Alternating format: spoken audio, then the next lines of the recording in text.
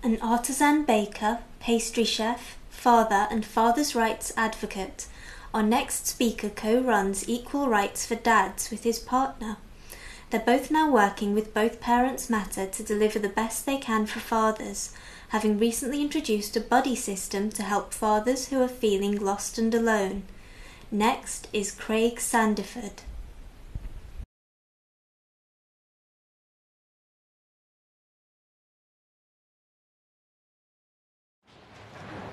Me too. It's happened to me too. She was a young upcoming children's TV presenter. A TV children's presenter, for God's sake. I was 11 years old. But I remember it like it was yesterday. It happened at the Everyman Theatre in Liverpool. She was in a Christmas production. I was in the audience. Halfway through the production, she left the stage. She went into the audience to stalk her prey. She started to dance up the aisles between the rows. She was wearing typical 80s garish disco clothing. She was searching for a victim. The theatre spotlight followed her every step as she sought out a suitable, vulnerable target. The loud music masked the giggles of the now anxious crowd. She approached the row where I was sat. She was coming my way. I started to sweat. We made eye contact. Oh my God! My cousin leant over and hissed in my ear. "She's coming for you." And she was right. She was right. I could feel the spotlight burning the back of my neck, and by now she was stood in front of me. I could feel my pulse racing. The music was deafening, and as I pushed myself back into the seat as far as it could go, she bent down towards me. The loose clothing was falling down. I had nowhere to go. I gripped the arms of the seat to brace myself for what was about to happen. She leant in closer, and when the seat had no more giving it, she leant forward, and it happened in full view of the whole audience, right on the side of my face. Hoots of laughter came from my family as she stood straight up, winked, and danced back towards the aisle to return to the stage. The spotlight followed her away towards the stage, and once again I returned to the darkness, left only with the ringing of laughter from the theatre audience and half a bag of uneaten wine gums. The bright red mark left on the side of my face was clear for all to see. It was over.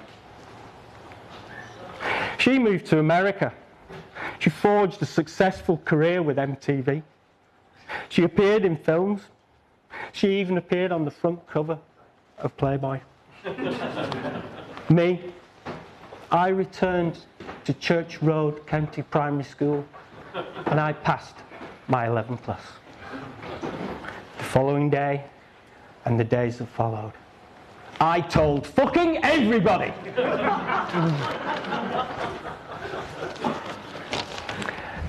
So how does that fit in with family proceedings?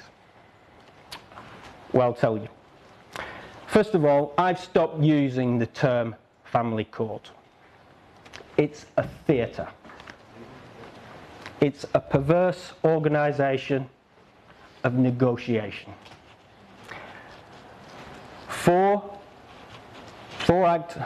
A number of actors relying on a compelling performance. Men are faced with the unholy trinity of false accusations: domestic violence, coercive control, substance abuse. Occasionally, there will be extra ones thrown in.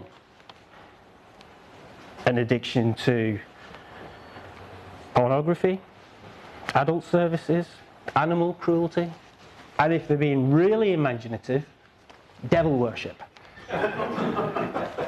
When faced with all these allegations, there is no presumption of innocence, no due process, very little critical thinking. Even looking at the balance of probability, mothers and fathers start from different positions. Fathers having to prove their innocence. All on the back of a compelling performance.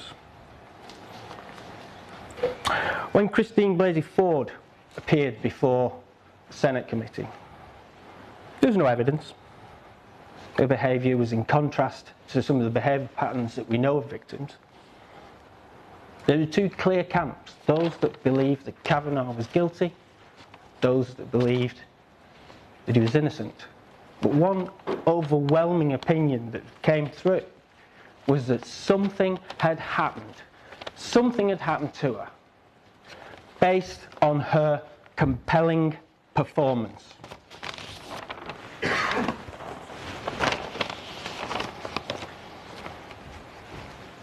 Is this normal? Is anybody asking the question, is this normal? My anecdote that I've just started with is true. However, the way I've presented it today is not what I felt at the time. I was elated. I was excited. I was quite proud that I had been singled out amongst that audience to get a smacking big kiss off an older woman that I watch on television. And yet,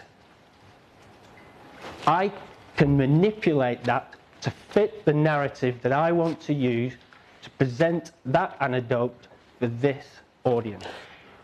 And this is what happens in family court. Historical allegations of domestic abuse, going back years and years. One of my favourite lines that I've heard recently is that the accused behaved like a brute. Short sentence, but very, very powerful. So powerful that the judge who was presiding over those proceedings felt it necessary to make it his mission to apportion blame on one of the participants. I've heard it said in the past, family court proceedings, much like the Salem witch trials. Many of the victims, or those who were found guilty, whichever way you want to look at it, that judgment was made on the strength of accusations from children. The judges thought children are innocent. They couldn't make this up.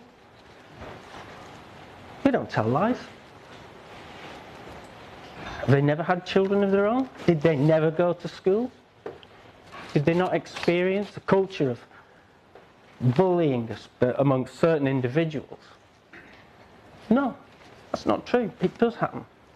And yet, we have a default position where mothers who make accusations must be listened to and believed. Now, going back to the bullying, there is a certain cabal amongst the bullying fraternity that spans generations. They're not particularly violent, but they are manipulative, they are coercive, and they are vicious. They have their own special name, and it's been around for years. It's still around now. And they're known as mean girls. There's no particular group of mean boys, but mean girls. and yet we still listen and believe.